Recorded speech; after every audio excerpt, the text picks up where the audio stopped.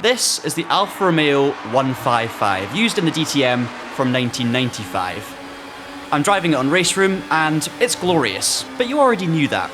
The free-to-enter PC motorsport sim released these 30-year-old cars and tracks around about a year ago to great fanfare. We've actually got a video covering the full story of these cars, either here or in the description or something. And then it leaned further into that nostalgia by releasing Super Tourers, basically the awesome saloon cars in the mid to late 90s. Again, a video there or there. And now, it's time for another trip down memory lane with DTM 2002.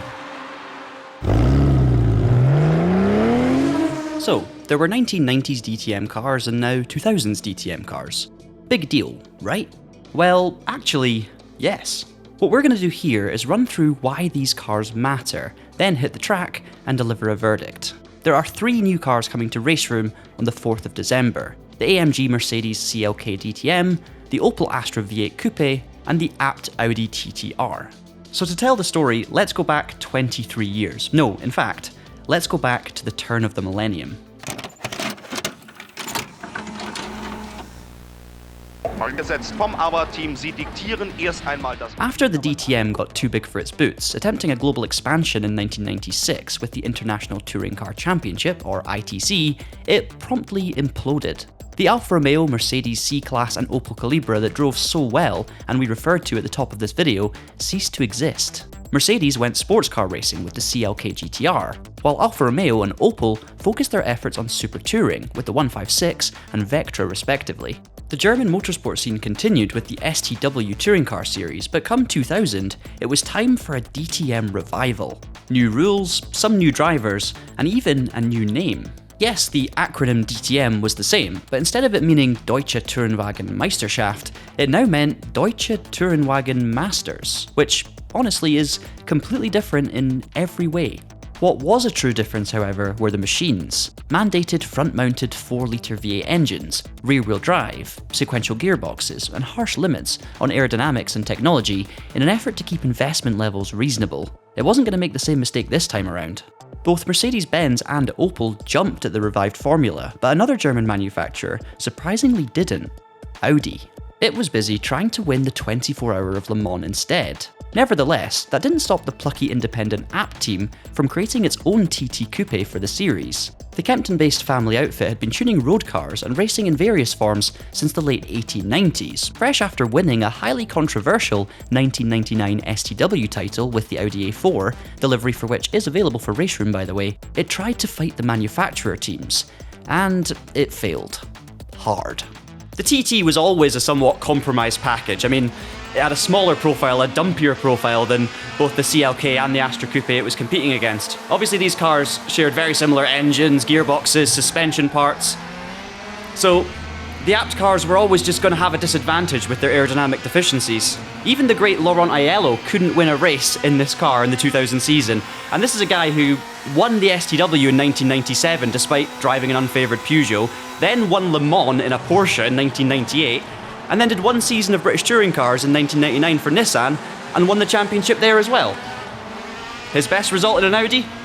5th, and he finished 16th in the 2000 DTM standings. And even despite all of that, he was actually the best placed Audi, so you can tell it was a pretty disastrous time and a relatively disastrous car. Consequently, for 2001, the team was allowed dispensation.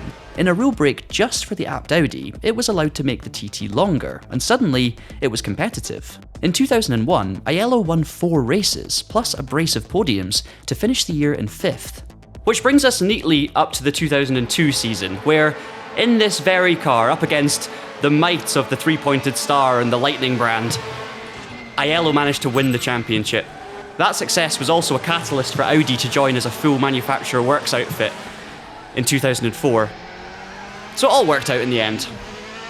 I have to say though, in that 2002 season, Aiello didn't have it easy. You see, up until this point, the new era of DTM had been dominated by a dynamic duo: Bernd Schneider and Mercedes. This was the combination that won the title in 2000 and then again in 2001. They of course went into the 2002 season as title favourites, but that pesky yellow Audi TT kept getting in the way. 2002 was, of course, a different story. It took 12 races for Schneider to finally win. He had been on the podium plenty of times, but more often than not, it was behind Laurent Aiello in the Audi TT. Still, the wily German kept in the mix, kept the consistency up, and kept himself within a shot of the championship. The other variable to bear in mind here is that Abt-Audi only had 4 cars in the grid, whereas the mighty Mercedes had 11 CLKs of various specification, so they certainly had the upper hand numbers-wise. And all of that brings us here, to the Red Bull Ring, or how it was then known, the A1 Ring. It was at this round the DTM witnessed not just one of its best races ever, but one of the best races in motorsport history. We'll put a link to the full thing in the description for you to watch later on the DTM YouTube channel. Trust me, it's worth it. I'll try not to wax lyrical about this too much, but the highlights included a young Matthias Ekstrom in a blue TT, trying to battle against several Mercedes in an attempt to help teammate Aiello. As the race progressed, a slight drizzle descended upon the Austrian circuit, and Mercedes were apparently playing games by trying to hold up the TTs to benefit Schneider's championship challenge. The team-based battling between the Abt-Audis and AMG-Mercedes even allowed some Opels to catch up. Embarrassingly, 3 Opels and Ekstrom managed to spin at the first corner, seemingly trying to recreate the demonetization squad in Monty Python's Life of Brian. All of that left Schneider and Aiello to fight for a podium finish, resulting in Aiello spinning on the final corner. Simultaneously, Mercedes gave race leader John Alesi a team order to give Schneider the win, but he was caught up with the Audi, and so Marcel Fassler won, almost by accident. Anyway, all of that was in vain, as the French driver in the TT would ultimately claim the crown for the privateer team against this works Mercedes effort. What's also slightly odd is how this car is already available sort of in RaceRoom, because there's already the 2003 spec version of the Mercedes CLK DTM. So you might be wondering, what are the differences? Why would I actually get this one? Well, to be honest, there isn't a huge difference, in specs at least. The 2003 cars were almost identical to the 2002 cars in terms of championship specs. There were a few subtle differences though. The aerodynamic package was slightly different. The front air intake smiles up or down depending on the year. Also, the 2003 cars had fuel filler caps, which the 2002 cars didn't, because mid-race refueling stops were introduced in that year. There are other subtle aerodynamic changes as well, but of course the big thing about having the 2002 car is of course the liveries, the season liveries, and that puts it in a perfect class with the Audi, with the Opel, in order to replicate or recreate this incredible season of DTM racing. The reality is as well that the two cars actually feel completely different. They look and sound almost identical in the game, but you can really tell that the 2002 model is the newer DLC because it drives much more naturally, and I'm not just saying that. Under braking, it just feels a lot more assured, and I feel like I'm pushing the right amount of pressure to avoid a lockup, and it just gets slowed down in a more authentic feeling way. And then when you actually turn into the corner, you've got a higher chance of making the apex, as long as you're doing everything neatly and tidily and you have the speed right. The 2003 car just feels a little bit more difficult to get into the window, but not in a kind of authentically difficult way, more just in a slightly unnatural way. Also, the way the tires squeal and the way the car behaves when you pick up the throttle again is slightly different, and genuinely you will notice a big difference between driving the 2003 one and the new 2002 one. It just emphasises to me how far RaceRoom has actually come with the car physics and the car models in the period between these two releases.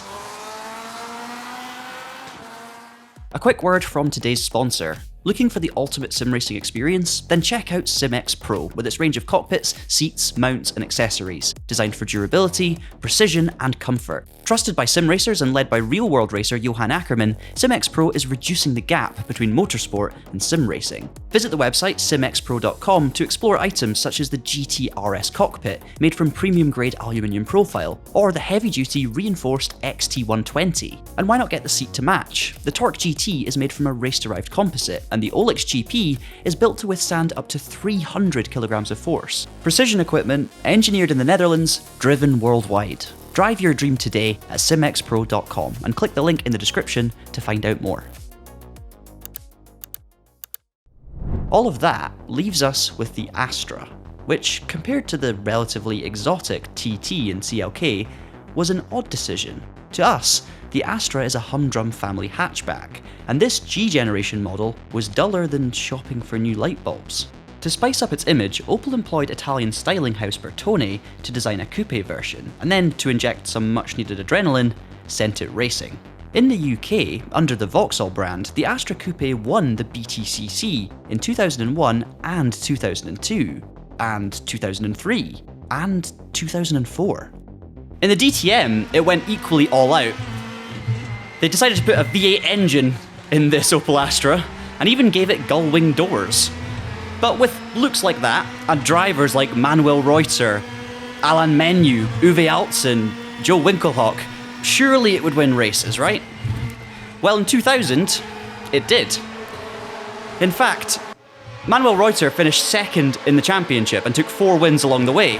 Joe Winkelhock also won a race and Uwe Altzen won 3, so the car was clearly competitive. But in 2001, the wins dried up. No more wins in 2002 either, no more wins in 2003, and then in 2004, the Astra would be replaced by the Vectra. So that was it. Despite that disappointing spell in DTM, the car would win the 2003 Nürburgring 24 Hours, so at least that's something. And we just think, you know, an Opel Astra with a V8 engine and gull-wing doors racing against the might of Audi and Mercedes is just kind of cool. That wasn't cool. It would have been just epic to be a DTM driver of this era, racing in a grid like this, driving silhouette cars like these on tracks like Donington and Norris Ring, where you can just fire them around the circuit, really drive the car on the limit. I mean, the way these cars handle on RaceRoom is spectacular. They're tricky, but it's a difficult one to describe. They feel a lot more purposeful, I think, than the DTM 95 cars. I actually found I could get quicker lap times out of them straight away, which was interesting, not necessarily what I expected. They're just so pointy. The front end is incredibly purposeful. As soon as you tip it into the corner, it just goes. There's no stopping it whatsoever. Yes, they might not have as much soul or, I guess, individual characteristics compared to the 95 cars. They're all a little bit similar, they all sound similar, they all look, I mean, I think they look individual, but still a similar sort of overall package. But God, they're just fun. They've got really small steering racks, you're only getting about 400 degrees of rotation, and it just feels like the car is so pointy on the nose. It's a little bit like a Super Tourer, but leveled up and sort of rear-wheel drive GT spec. Everything's happening a stage up from a Super Tourer, higher speeds, more excitement. The rear obviously stepping out very quickly under acceleration. You have to sort of ease onto the throttle, but it doesn't feel sort of cumbersome or progressive. It just happens immediately. It's such a purposeful race car. It's a proper race car, this. And I'm having a load of fun. I'm actually enjoying driving it more, I would say, than the DTM 95, even though the DTM 95 cars are arguably more evocative as machines. These cars are just born to be racing cars. They're proper silhouette racers, and I love them. I could get up to speed quite quickly, but wow, as soon as you start trying to take liberties on the throttle as you power through the corners, and you do need to use a bit of throttle to get the cars out of the corners, they do begin to get a little bit punishing. So good on the brakes. Oh, but again, take too many liberties and you will find yourself understeering in a heartbeat. Move, Audi. One final thing on the handling of these cars, because obviously you're going to want to know about them if you're thinking about picking up this DLC. They are all quite similar, so if you enjoy one of them, you're probably going to enjoy the rest as well, which means you can kind of just pick your favourite. I'm intrigued to see which one's actually fastest, or if there's actually a proper speed difference between the cars. Various rule changes would take place over the ensuing decades, but all would use space frame chassis. This rule set from 2000, used in 2002, would effectively lay the groundwork for the DTM right up until the end of 2020. Then the series switched, controversially, to the ubiquitous GT3 regulations. There's no denying that some of the mystique surrounding the DTM vanished with that switch, but it was GT3 cars or nothing at the time. And to be honest, I'd take GT3 cars over nothing, even for the DTM. And if 2025's season finale at the Hockenheimring is anything to go by, clearly the incredible races and battles that DTM has been famous for throughout the decades can still happen, even if the cars aren't quite as exciting as they were back in 2002. Speaking of which, RaceRoom will also add an official DTM 2025 pack, and while it is sadly missing the Ford Mustang and Aston Martin Vantage due to licensing challenges, it does see the debut of the current liveries and, for the first time in this sim, the BMW M4 GT3 with the Evo upgrade. Again, all of the content I've tested here today will be available as paid DLC on December the 4th, and then we've been informed by RaceRoom that on December 5th there will be online racing rosters through the RaceRoom ranked system that involve DTM 2002 cars and also DTM 2025 cars. That sounds like a lot of fun. I'm sure I'll be out there racing, and hopefully I'll see some of you on track too. I am still recovering a bit from the flu recently, so I'm not going to make any guarantees, but if I'm feeling up to it, which hopefully I will be, and definitely the adrenaline rush of DTM 2002 will be helping that case, then I would love to be live streaming these ranked races later in the week. So hopefully I'll see some of you there, and if you don't want to miss that stream, if it does indeed happen, make sure you subscribe to the Traxion channel. And of course, if you subscribe, you also get to see more videos like this one in future. Hopefully you've enjoyed the story of the early noughties DTM. Hopefully you enjoy the content when you get your hands on it. I've certainly enjoyed trying it for the first time making this video. I think RaceRoom recently have just been knocking it out of the park with the DLC. Obviously nostalgia is a crucial factor here, and I'm a big fan of this era of motorsport anyway, so it's easy to get me excited about it, but I think they're delivering with the feel of the content as well. It's truly fantastic, and yeah, we just love to see it. As always, let us know your thoughts down in the comments below. Do check out the TraxionGG website on a daily basis for all of the latest RaceRoom news, and of course, news about every other racing game under the sun. But until I see you again next time, thank you so much for watching, and have a great day.